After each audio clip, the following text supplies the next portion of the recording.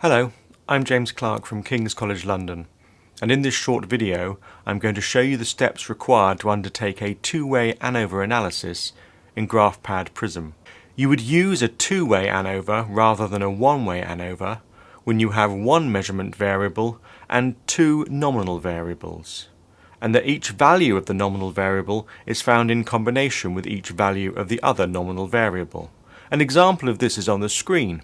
We have two different cell types, wild type in group A and our GrphP5 genetically modified cell line in group B, and we expose them to a drug over a period of time. So in this case, the measurement variable is their viability, and the nominal variables are genotype and time.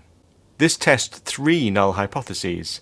It tests that the mean of the measurement variable are equal for different values of the first nominal variable, in this case our genetic cell type, and that the means are equal for different values of the second nominal variable. In other words, the means are the same over time. It also tests that there is no interaction.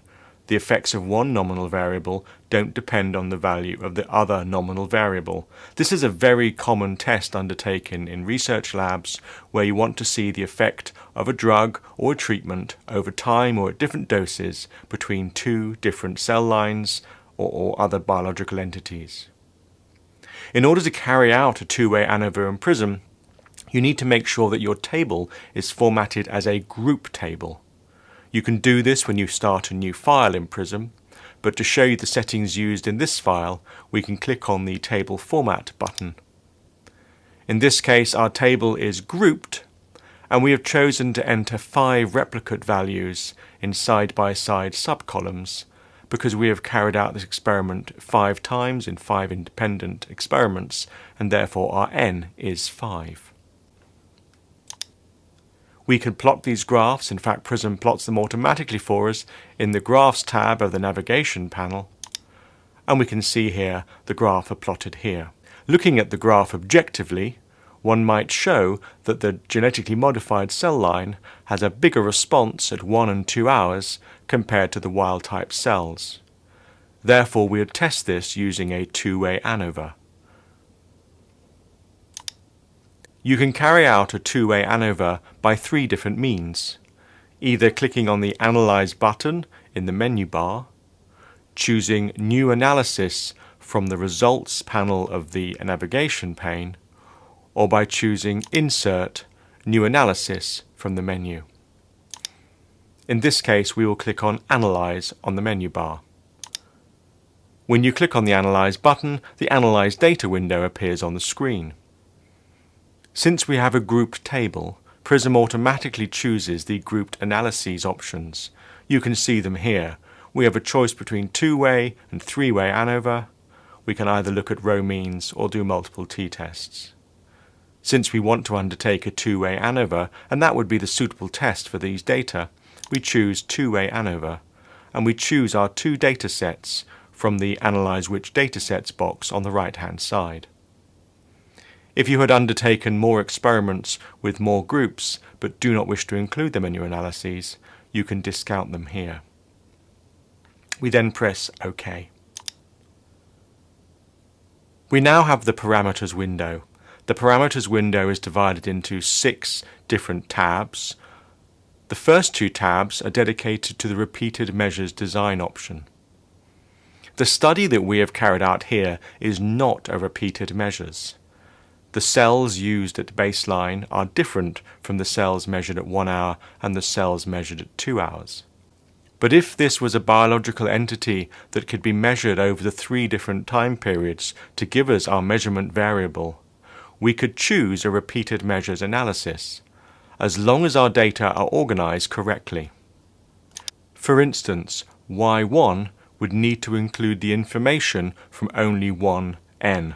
In other words, the 34, 23 and 28 result on the screen were taken from the same biological entity. Y2, Y3, Y4 and Y5 would contain the information from the second, third, fourth and fifth entity. If the data are not entered in this way, your repeated measures analysis will not work correctly. If you have chosen repeated measures, you have a choice as to how your data are matched. Either each column represents a different time point, so match values are spread across the row, or each row represents a different time point, so match values are stacked into a subcolumn, or both are true. Prism gives you a handy graphical hint on the top of the data arrangement window, just to give you an idea of what you're dealing with. In most studies that we might undertake, you might use data in this format, where each of the Y columns represents a different time point measured in the same entity. However, as I said, in this case, we are not using repeated measures. The second repeated measures analysis window gives you the options of which of the analysis methods you wish to choose. Either a standard repeated measures ANOVA, a mixed effects model, which allows you to use missing values, or allow Prism to decide which one to do. However, this is not a repeated measure study, so I'll deselect the repeated measures option. The third panel is to do with the names of the factors that you are using. Prism asks you to enter the column and row factor. Whilst this is optional, it's handy to enter what the columns and rows represent, because it will give you a better understanding of the outcome of your statistical tests once this has been completed. We then go to multiple comparisons, and this is where the post hoc tests are defined. By default, there are no multiple comparisons set up. Using the drop-down box, you can select which multiple comparison test to undertake. Again, Prism will give you a handy hint in the graphical presentation underneath the selection box, so when you choose an option, Prism will show you what it is comparing. In this case, it is only comparing the rows.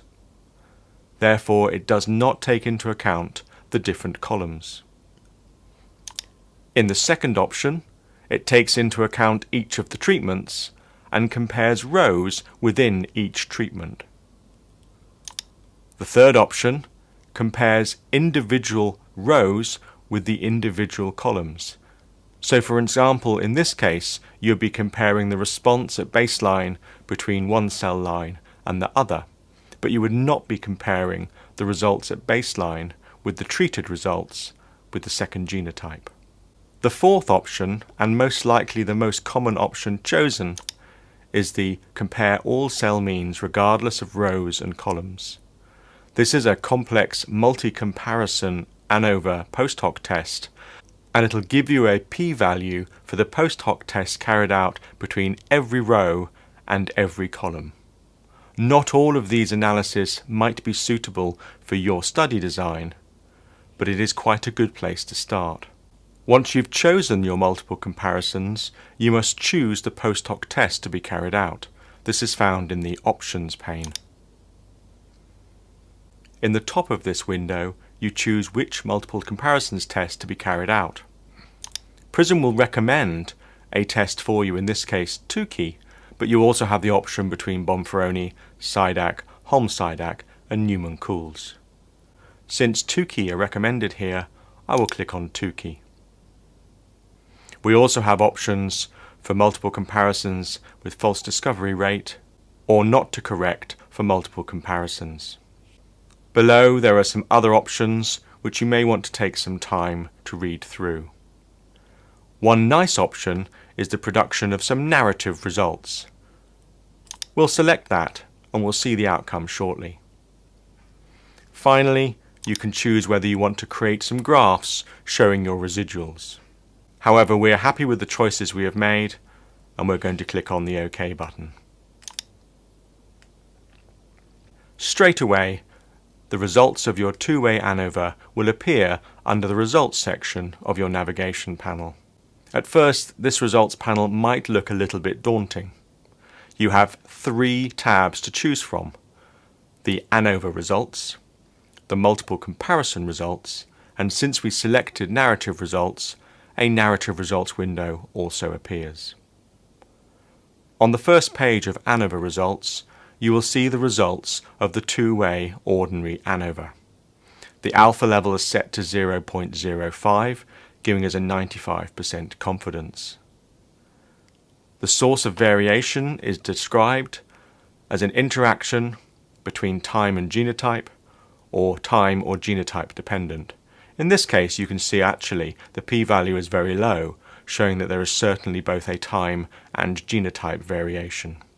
Underneath there, you will see your degrees of freedom and ANOVA table with f-values plotted, and under that you'll see the means and a summary of data including n numbers and number of values. The data you're really interested in, having carried out this experiment, are the multiple comparisons. Since we chose to compare every column and every row with every other column and row, this table is somewhat complicated for the current study. If we look at all the data on a single page, we can see that it is comparing baseline wild type with baseline GPP5s, but also baseline wild type with the 1 hour wild type, 1 hour GPP5, 2 hour wild type, etc. This is a complicated analysis, and each line reports the mean difference, the 95% confidence difference, whether it thinks it is significant, in other words, whether the alpha of 0.05 has been met. It then gives you a summary whether it believes these data are significantly different or not, and then an adjusted p-value, giving you the indication of the outcome of these post hoc tests. By looking down this list, you can see that a number of comparisons show significant differences between the means of each of these groups. If you had chosen different options in your multiple post hoc comparisons, and remember you can do this by clicking on this button here, which allows you to change the analysis parameters, your table will look different depending on the options you selected. Beyond the multiple comparisons window are your narrative results. The narrative results give you the answer you're looking for in plain English. For instance, does genotype have the same effect on all values of time? Because we entered the word genotype and time into our column and row names, it gives us the answer in plain English. Of course, these observations are just the results of the mathematical statistical test. You will need to determine whether results posted here are relevant to your model based on your hypothesis. So that's how you carry out a two-way ANOVA with multiple comparisons. Prism guides you through the process, and at the end will produce a narrative page which will help you decide what the outcome of your experiment is.